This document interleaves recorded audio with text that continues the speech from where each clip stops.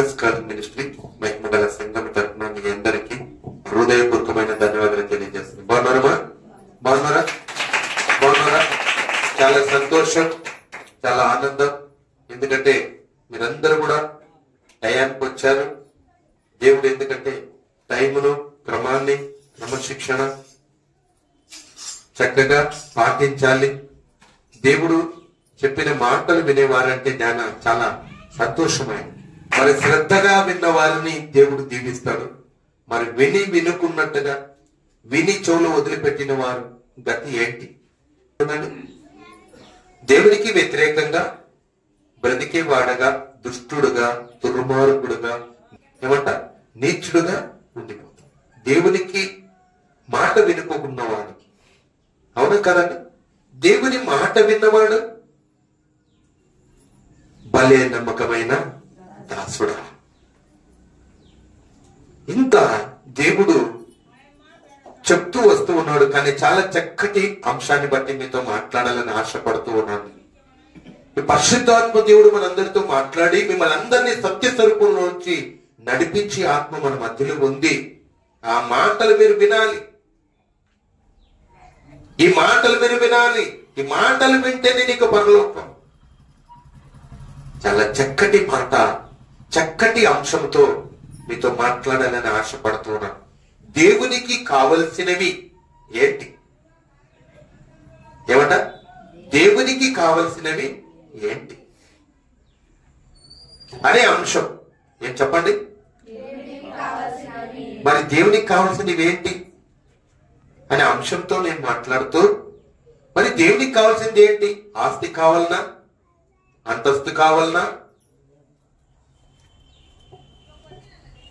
మానవునికైతే ఏమి అవసరతలు ఉంటాయి?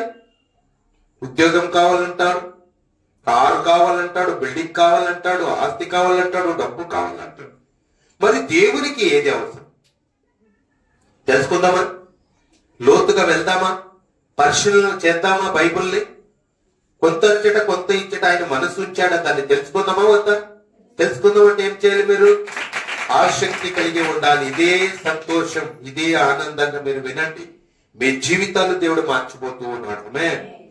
చాలా చక్కటి అంశంతోనూ చూద్దాం. చూడండి, మొట్టమొదటి మాట సామెతలు 23వ అధ్యాయం 26వ వచనం. ఒక మాట మనకు కనిపిస్తుంది. మనకు చదివి వినిపించండి. నా కుమారుడా, నీ హృదయము నాకిమ్ము, నా మార్గములు నీ కన్నులకు ఇంపుగా ఉండనిమ్ము. ఏమంట? ఆయన హృదయం ఇస్తే ఏమైతుంది నీకు? ఎలా ఉంటావు? ఇంపుగా ఉంటావు. ఇంపుగా ఉంటావు. ఇంపుగా ఉండడం అంటే ఏంటి? అంటే నీ కళ్ళు ఏమైపోయాయి? మందదృష్టిగా ఉంది. మందదృష్టిగా ఉంది. ఎందుకు మందదృష్టిగా ఉంది? ఎవరి వైపు చూడడం లేదు నువ్వు? దేవుని వైపు చూడడం లేదు. కాబట్టే ఈ లోకము శాశ్వతమైంది అని నీ కళ్ళు కనిపిస్తూ ఉన్నాయి. అందుకే దేవుడు చెప్తూ ఉన్నాడు. మరొకసారి చదువునా? నా కుమారుడా, నీ హృదయమును నాకిమ్ము. ఎందుకంటున్నాడు నీ హృదయం నాకిమ్మండి? నీ హృదయము నాకిమ్మని ఎందుకు అడుగుతున్నాడు దేవుడు అంటే, చాలా చక్కటిగా మరి ఆ హృదయమును దేవునికి ఇవ్వకపోతే, ఆ హృదయమును నీవు దేవునికి సమర్పించలేకపోతే, ఆయన ఆస్తి అడగలేదు, అంతస్తు అడగలేదు, బంగారు నాణ్యాలు అడగలేదు, ధనధాన్యాలు అడగలేదు. ఏది అడిగాడు దేవుడు? నీ హృదయము. ఎందుకంటే ఇది వ్యాధి గలది. ఇది ఎప్పుడు నుంచి చెడిపోయింది? హృదయము బాల్యము నుండి చెడిపోయింది. హృదయము బాల్యము నుండి చెడిపోయింది. ఈ చెడినది ఏం చేస్తూ ఉన్నాడు? పరిశుద్ధులుగా చేస్తూ ఉన్నాడు దేవుడు. ఈ హృదయం ఏం చేస్తున్నాడు? చెడిపోయినది, ఘోరమైనది, వ్యాధి కలిగినది. దేవుడు ఏం చేయాలనుకుంటున్నాడు? శుద్ధిపరచాలి. ఈ హృదయమే చాలా ప్రమాదమైనది. ఈ హృదయం అనేది చాలా ఘోరమైనది. చాలా చక్కగా ఇక్కడ ఒక మాట మనకు కనిపిస్తూ ఉంది. ఏంటంటే మనం పై వచనంలో ఒక మాట మనకు కనబడుతుంది. చూద్దాం, చూడండి. ఒక 25వ వచనం చదువునానా. నీ తల్లిదండ్రులను నీవు సంతోష పెట్టవలను, నిన్ను కనిన తల్లిని ఆనందపరచవలను. అంటే ఏమని అక్కడ ఏం చేస్తూ ఉన్నాడు? సంతోషపరుస్తూ ఉన్నాడా తల్లిదండ్రుల్ని? నేను కన్న తల్లిని సంతోష పెడుతున్నావా? ఆనంద పెడుతున్నావా? మరి ఏది చెడిపోయింది నీలో? హృదయం చెడిపోయింది. అందుకే దేవుడు అడుగుతున్నాడు కింద వచనంలో, నేను నా కుమారుడా నీ హృదయము నాకు ఇమ్ము. ఎందుకంటే నేను తల్లిని ప్రేమించడం లేదు, తండ్రిని ప్రేమించడం లేదు, అక్క చెల్లెళ్ళని ప్రేమించడం లేదు, నువ్వు ఎవరిని నీ సహోదరులు పరిశుద్ధుల సహవాసంలో లేకున్నట్టున్నావు. నీ హృదయములో ఏమై ఉంది? వ్యాధి కలిగినది, రోగము కలిగినది, దేవునికి ఇష్టమైనది లేదు నీ హృదయములో అన్నట్టుగా, నా కుమారుడా నీ హృదయమును నాకిమ్ము. చూడండి, తల్లిదండ్రులు కన్న పిల్లవాడిని, వాడు తాగుబోతైనా తిరుగుబోతైనా వాడు ఏ పనుల్లో ఉన్నా వారి మీద ప్రేమ ఉంటుందా లేదా? వాళ్ళు గౌరవించినా గౌరవించలేకపోయినా ఉంటుందా లేదండి? ఉంటుంది కదా. అలాగే దేవుడు ఆలోచిస్తూ ఉన్నాడు. తాగుబోతులు, తిరుగుబోతులు, తిండిబోతులు, ఈ లోకములు దుష్టులు, దురాలోచనలు, దుర్బుద్ధులు, ఆంకరంతో ఉన్న వారిని అందరినీ కూడా ఆ హృదయం అంట వ్యాధి కలిగినది ఆ హృదయమును ఆయనకి సమర్పించేస్తే ఆయన ఏం చేస్తాడంటే ఎవరిని చేయి వదలడు ఆయన, ఎవరిని వదిలిపెట్టాడు ఆయన. అందుకే చెప్తూ ఉన్నాడు, అందుకే తెలియజేస్తూ ఉన్నాడు, నీ హృదయము నాకు ఇమ్ము, నీ హృదయము నాకు ఇమ్ము. హృదయాన్ని ఎందుకు అడిగాడంటే నువ్వేం చేస్తున్నావు? తల్లిదండ్రులని ప్రేమించడం లేదు, నీ కన్న తల్లిని సంతోష పెట్టడం లేదు. అందుకే నీ హృదయం నాకు సమర్పిస్తే నేను తీర్చిదిద్దుతా, దాన్ని బాగు చేస్తాను. ఈ గుండెను శుద్ధిపరచేవారు ఎవరైనా ఉన్నారా? ఎవరైనా ఉన్నారా? ఎవ్వరు లేరండి, లేరు. కానీ దేవుడు గుండె ఇచ్చినవాడు, లివర్ ఇచ్చినవాడు, కిడ్నీలు ఇచ్చినవాడు, బ్రతుకిచ్చినవాడు, నీకు ఐశ్వర్యం ఇచ్చేవాడు, నీ మానవుని తయారు చేసినవాడు. ఆయన అడుగుతూ ఉన్నాడు, నీ హృదయం నాకు ఇమ్ము. అంటే హృదయం ఇవ్వండి, ఏం పోసి ఇవ్వమని కాదు. ఏమని? నా వైపు నీవు చూడు అని. నా వైపు నీవు చూడి, నా వైపు చూస్తే నీ శుద్ధ హృదయము నేను ఇచ్చేదను, నూతన హృదయము నేను ఇచ్చేదను, నూతన మనసు నేను ఇచ్చేదను, నూతన క్రియలు నేను ఇచ్చేదను. నీ శుద్ధిగా ఉండాలంటే, పరిశుద్ధురాలుగా జీవించాలంటే ఆయనకు నీ హృదయం సమర్పించమని లేఖనాలు సెలవిస్తున్నాయి. అందుకే తల్లిని సంతోష పెట్టడం లేదు, తండ్రిని సంతోష పెట్టడం లేదు. ఎందుకు సంతోష పెట్టలేదంటే హృదయం చెడిపోయింది. అందుకే ప్రేమ లేదు, అనురాగాలు లేవు. అందుకే సాతానుకు హృదయం ఇచ్చాడు. కాబట్టి సాతాను ఎక్కడికి తీసుకుని వెళ్తాడు? పాతాళానికి వెళ్ళిపోతాడు. ప్రేమ అనురాగాలు తగ్గిపోతే నీవు ఎక్కడికి వెళ్తావు? పాతాళానికి వెళ్ళిపోతావు. చూసావా? నువ్వు ఖాళీ లేవు, కానీ నీవు లోకము పరలోకములో ఉంది నీ ప్లేస్. ఆ ప్లేస్ సంపాదించుకోవాలి. నీవు అక్కడి నుంచి వచ్చిన దానివి, నీవు అక్కడికే మరలా వెళ్ళాలి నీవు.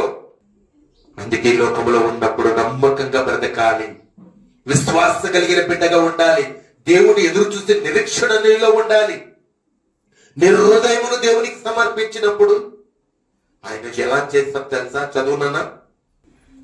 నా కుమారుడు నీ హృదయం నాకిమ్ము, కుమారుడా నీ హృదయం నాకు ఇమ్ము, నా మార్గములు నీ కన్నులకు ఇంపుగా నుండనిమ్ము. చూసావా? హృదయాన్ని దేవునికి ఇస్తే ఏమైపోతావు? నీ కళ్ళు మనోనేత్రం వెలుగుతుంది. చప్పట్లు కొడదాం దేవునికి. దేవుని వైపు చూస్తే దానికి మనోనేత్రం వెలుగుతుంది. నీ కన్నులకు ఏమైపోయిందంట? కన్నులు ఎలా అంటాయంట? ఈ కన్నులకు ఇంపుగా ముద్దుగా, ఇంపు, ఇష్టమైనది. నీకు ఇష్టమైనది నా దగ్గర ఉంది, నీకు ఇష్టమైనది నా దగ్గర ఉంది. నేను నీ కళ్ళుకి ఏమంట? ఇంపుగా ఉన్నది. నా మార్గములు ఎక్కడికి మార్గం? పరలోక మార్గం. అది నువ్వు తెలుసుకోవాలని లేఖనాలు సెలవిస్తూ ఉన్నాయి. ప్రేమానురాగాలు లేని అట్టి వారి గురించి దేవుడు చాలా చక్కటి మాట మనకు సామెతల ద్వారా మనకు తెలియజేస్తూ ఉన్నాడు. మరి మొదటి మాట, ఈ మాటను మనం గుర్తు చేసుకున్నాం. రెండో మాటలోనికి ఇక్కడ హృదయం అడిగాడు, మరి ఇక్కడ ఎలా ఉండాలంటూ ఉన్నాడు దేవుడు. చూద్దాం, చూడండి. కొత్తనే గ్రంథము రండి, యోహాను సువార్త 4వ అధ్యాయము 23వ వచనం. అయితే యథార్థముగా ఆరాధించువారు ఆత్మతోను సత్యముతోను తండ్రిని ఆరాధించు కాలము వచ్చి ఉన్నది. చెప్పట్ల కొడదాం దేవునికి మేము కనుక. నీవు ఆరాధన చేసే సమయం ఇచ్చాడు నీకు. హృదయం ఇచ్చినప్పుడు ఆయన మార్గము తెలుసుకుంటావు. నీ హృదయం ఆయనకి ఇచ్చినప్పుడు నీ కళ్ళకు ఏం కనిపిస్తుంది? పరలోకం, నీ మార్గం అక్కడ తెలియజేస్తాడు దేవుడు. అరే, ఈ లోకం శాశ్వతమైంది కాదురా. ఈ లోకం యాత్ర ముగించుకొని మనం వెళ్ళవలసిన వారే. మనోనేత్రం వెలిగినప్పుడు, హృదయమును దేవునికి సమర్పించినప్పుడు ఇంపుగా కనిపిస్తుంది పరలోకం దారి. ఆ పరలోకం గురించి నీవు తెలుసుకున్న వ్యక్తివి. దేవుని ఎలా ఆరాధించాలి ఈ లోకంలో ఉన్నప్పుడంట మరొకసారి చదువునా. అయితే యథార్థముగా ఎలాంటివంట? యథార్థం. ఏమొచ్చేసింది నీకు? వైపు చూసావు కాబట్టి ఏమొచ్చేసింది నీకు? యథార్థత వచ్చేసింది. అరే, దేవునికి నేను ఇష్టమైన బిడ్డగా నేను బ్రతకాలి, ఇష్టమైన వాడిగా బ్రతకాలి, నేను యథార్థంగా బ్రతకాలి. ఎప్పుడు పోతానో ఎప్పుడు ఉంటానో మనకు తెలియదు. ఎవరికి ఎవరు శాశ్వతమైన వాళ్ళు కాదు. మన జీవితము దేవుడు కట్టాడు. దేవుని కొరకు మనం బ్రతకాలి, దేవునికి ఇష్టంగా బ్రతకాలి, మంచి పేరు సంపాదించాలి, దేవుని కొరకు మనం బ్రతకాలనే ఆలోచన, ఆశ దేవుని వైపు చూసినప్పుడు దేవుడు ఖచ్చితంగా నీకు యథార్థవంతునిగా చేస్తానంట. అయితే యథార్థముగా ఆరాధించువారు యథార్థంగా ఆరాధించండి. ఎందుకంటే ఆరాధన చేస్తూ ఉంటాం మనము.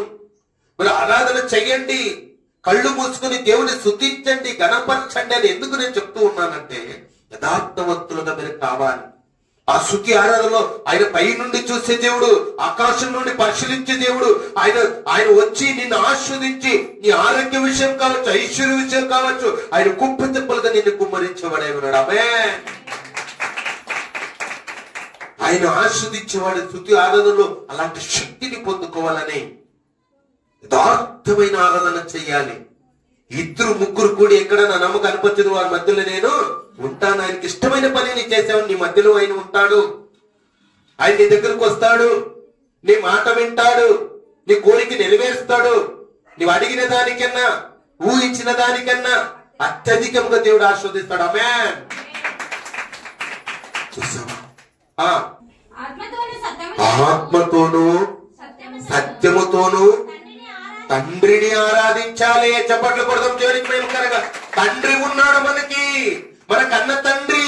మమ్మల్ని పుట్టించిన వాడు, మమ్మల్ని జీవితాన్ని ఇచ్చేవాడు, బ్రతుకునిచ్చేవాడు, ఆరోగ్యం ఇచ్చేవాడు. మన కన్న తండ్రి పైన ఉన్నాడు. ఆయనే మనం దేవుడు అంటాము, ఆయనే యెహోవా అంటాము. అర్థమవుతుందండి? ఆయన కన్న తండ్రిని ఆరాధన చెయ్యాలి మనము. కునుకు లేక నిద్ర లేక ఆయన ఏం చేస్తుంటాం? మమ్మల్ని కాపాడుతూ వచ్చాడు. దేవదూతలు కాపుల ఉంచి వారమంతా కూడా. ఎంత చక్కటి దేవునికి మనము ఎన్నిసార్లు చప్పట్లు కొట్టినా, ఎంత ఆరాధన చేసినా మనం తక్కువేనండి. హల్లెలూయా. ఉజ్జయమును, సంతోషమును, సమాధానమును నింపువాడు ఆయన తప్ప ఎవరు లేరు ఈ లోకంలో.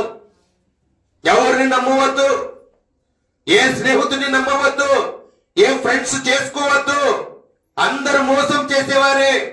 దేవుడు తప్ప నీకు న్యాయం తీర్చేవాడు ఎవ్వరు లేరండి. అందరు మోసం చేసేవారే. ప్రసంగికుడు చెప్తున్నాడు, వ్యర్థం సమస్తము వ్యర్థమే అన్నాడు ఆయన.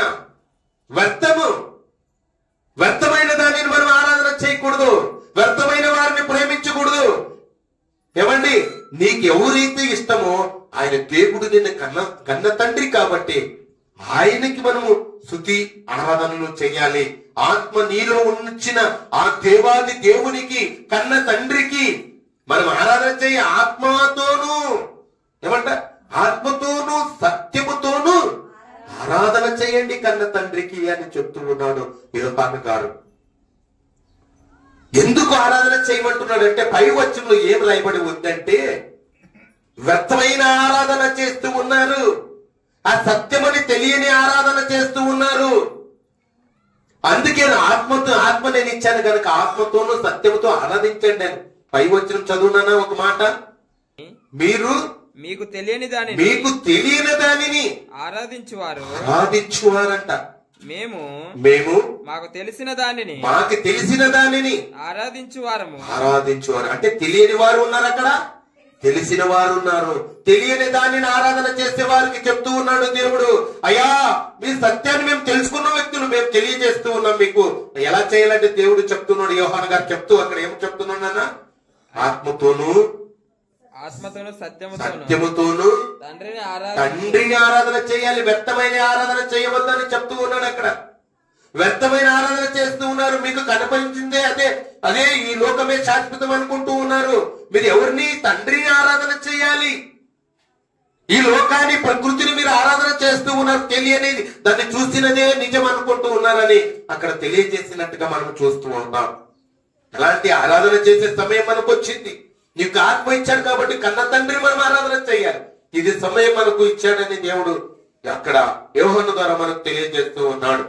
24వ వచనం, దేవుడు ఆత్మ గనుక ఆయనను ఆరాధించువారు. ఏమంట? దేవుడు ఏమంట? ఆత్మ గనక. నీలో ఏముంది? ఆత్మ. ఎవరిలో నుండి వచ్చింది?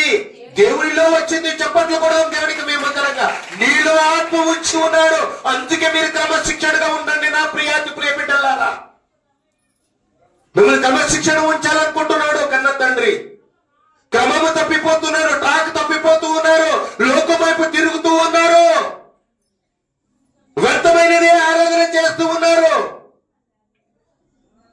అలా చేయడానికి వీలు లేదు.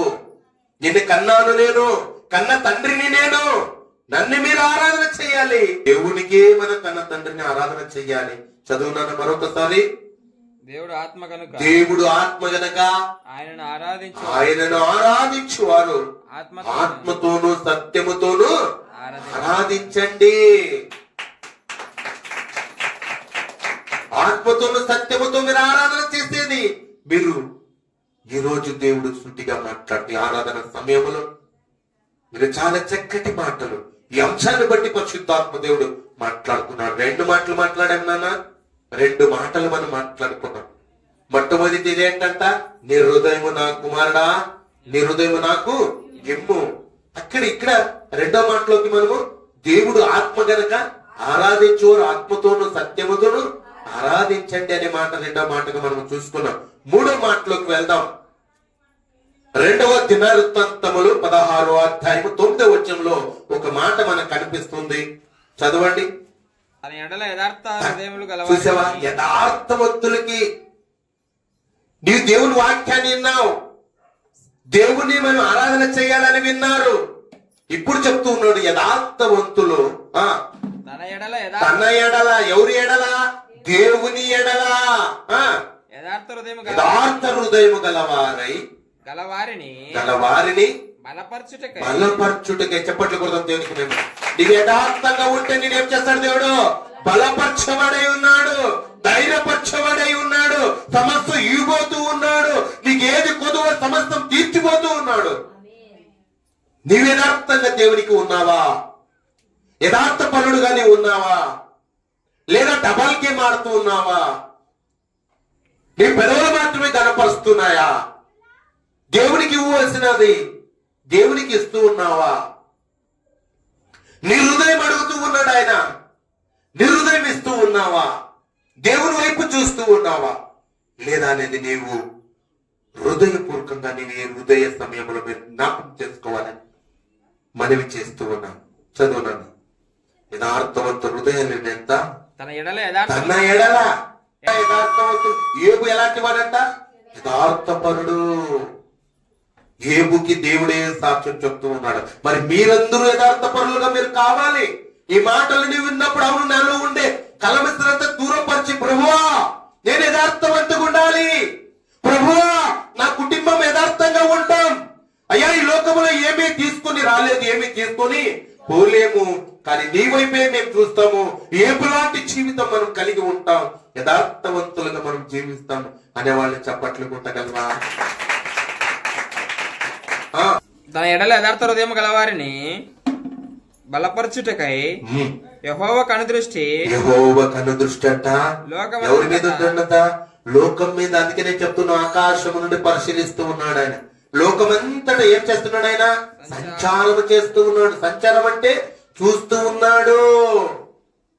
ఎవరెవరి హృదయాలు ఎలా ఉన్నాయో చూస్తూ ఉన్నాడు. దేవునికి చోటు ఉందా? దయ్యముకు చోటు ఉందా? వింటూ ఉన్నారా?